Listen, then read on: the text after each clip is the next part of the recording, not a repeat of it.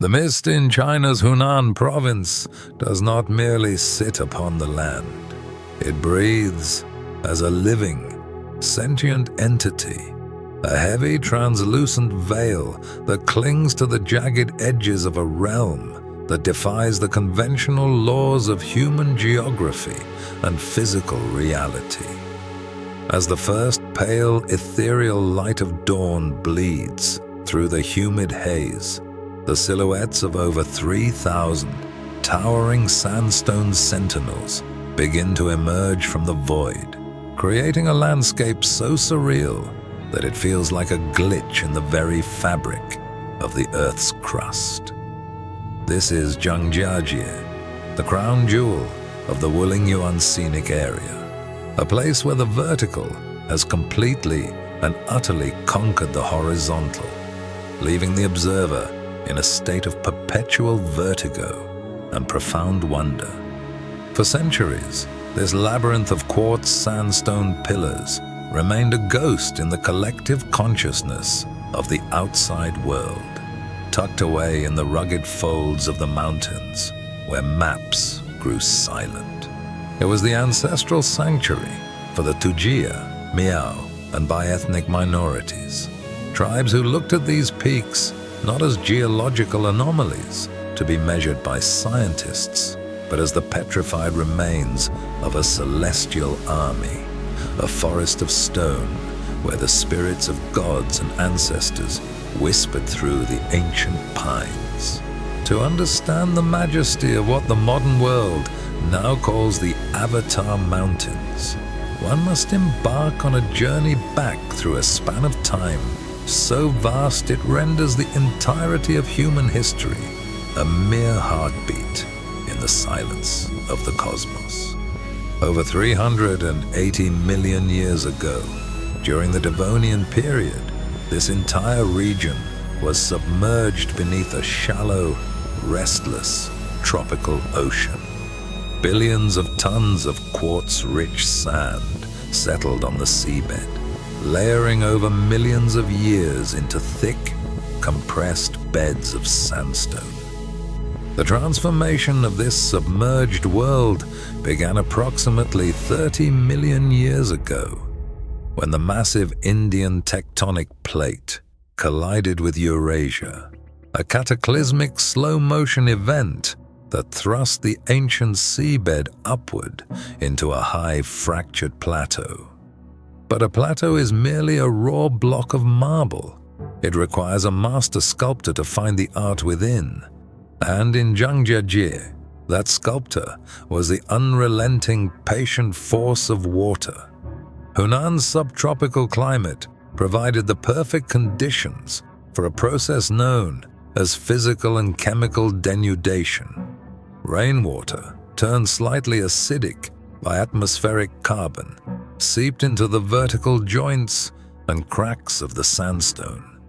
In the frozen grip of winter, this water expanded into ice, shattering the stone from within.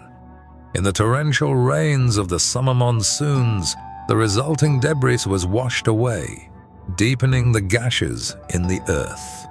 Over eons, wide cracks became narrow canyons, and canyons deepened into abyss-like U-shaped valleys, until only the hardest, most resilient cores of the plateau remained as defiant, vertical monuments to the power of erosion. As the narrative of the land moves forward, we find ourselves in Zhangjiajie, the spiritual and visual epicenter of this vertical wilderness. This specific area famously captured the imagination of Hollywood, serving as the primary visual blueprint for the floating Hallelujah Mountains of Pandora in James Cameron's cinematic epic. When the humidity of the valley floor rises and the clouds settle into the deep, shaded chasms, the bases of the mountains vanish entirely into a white sea of vapor, leaving the summits to appear as if they are drifting in the sky, untethered from the gravity of the earth. The southern sky column, a needle of rock reaching over 1,000 meters into the heavens, stands as a testament to this ethereal beauty, so narrow and tall that it seems a single gust of wind might topple it, yet it has stood for thousands of millennia. Walking across the first bridge under heaven, a natural rock span suspended 350 meters above the valley floor, one feels the dizzying scale of nature's architecture.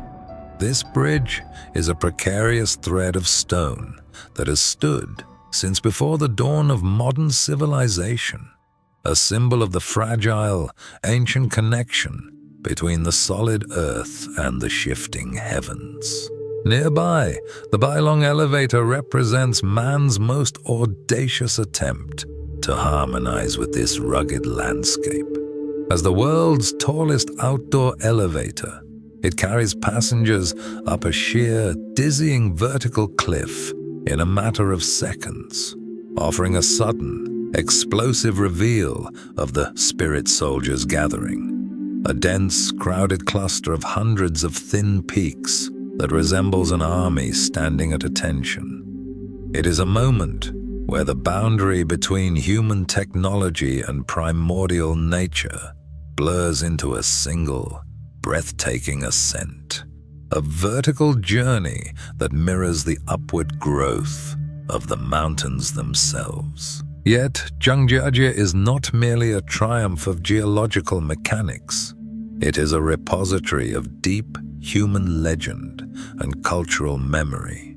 Mount Tianzi, named after a local rebel leader of the Tujia people who dubbed himself the Son of Heaven, is steeped in the blood and dreams of the Ming dynasty. The locals believe that the jagged peaks are the petrified bodies of the leader's fallen soldiers, and the imperial brush peaks are perhaps the most poetic manifestation of this belief. These slender, pointed rocks look uncannily like traditional Chinese calligraphy brushes resting in a porcelain holder, forever recording the unwritten history of the Tujia people upon the canvas of the sky. In this part of the park, the weather is a temperamental artist, shifting from blinding sun to impenetrable fog in a matter of minutes, creating what the Chinese call the Four Wonders: the sea of clouds, the radiance of the moonlight, the rays of sunshine, and the snow of winter. Here, the landscape feels less like a tourist destination and more like a classical shan shui ink painting come to life, where the ink is the mist and the paper is the endless horizon. The narrative shifts as we descend from these high, wind-swept peaks to the emerald, shaded floor of the Golden Whip stream. This 6-kilometer canyon offers a completely different sensory experience, where the air is cool, oxygen-rich, and heavy with the scent of wet moss and ancient, damp soil. The stream itself is a sanctuary for the rare Chinese giant salamander, a living fossil that has remained biologically unchanged for millions of years, navigating the cold, clear waters as it did in the age of the dinosaurs. Above, the dense canopy is the undisputed domain of the rhesus macaques, who watch the human visitors with a mix of ancient curiosity and calculating opportunism. To see a macaque leap between branches that overhang a lethal 300-meter drop is to witness a grace that humbles any human effort. A reminder that we are but clumsy guests in this vertical kingdom. Beyond the boundaries of the main national park lies Tianmen Mountain, the gateway to heaven, which serves as the spiritual anchor for the entire region of Zhangjiajie. Reaching its summit requires a journey on the world's longest cable car, a 30-minute transit that spans nearly 7.5 kilometers, rising from the urban sprawl of the city center into the jagged limestone clouds. The mountain is famous for the Heaven's Gate Cave, a massive naturally formed aperture that was created in the year 263 AD, when a large portion of the cliff face simply collapsed. This giant doorway to the sky is 131 meters high, a portal so vast that stunt pilots have flown fighter jets through it. To reach this portal, pilgrims and travelers must climb the 999 steps to heaven, a grueling physical test where the number 9 represents the eternal power of the emperor. In recent years, Zhangjiajie has also transformed itself into a global capital for thrill seekers, featuring engineering marvels like the Zhangjiajie Grand Canyon Glass Bridge. Designed by architect Haim Doten, this bridge spans 430 meters across a terrifying void, constructed of 99 panes of transparent, 3-layered glass. To walk across it is to confront the primal fear of falling, a psychological challenge that forces the visitor to acknowledge the sheer, terrifying verticality of the world beneath their feet.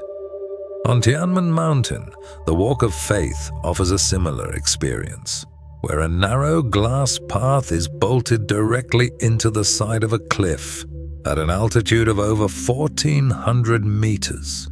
Travelers often find themselves paralyzed, clinging to the cold stone wall as they look through the floor into a mile of empty air, a testament to the fact that no matter how much we civilize these mountains with steel and glass, their raw primordial power remains undiminished. The human element of Zhangjiajie is just as profound and layered as its rocks.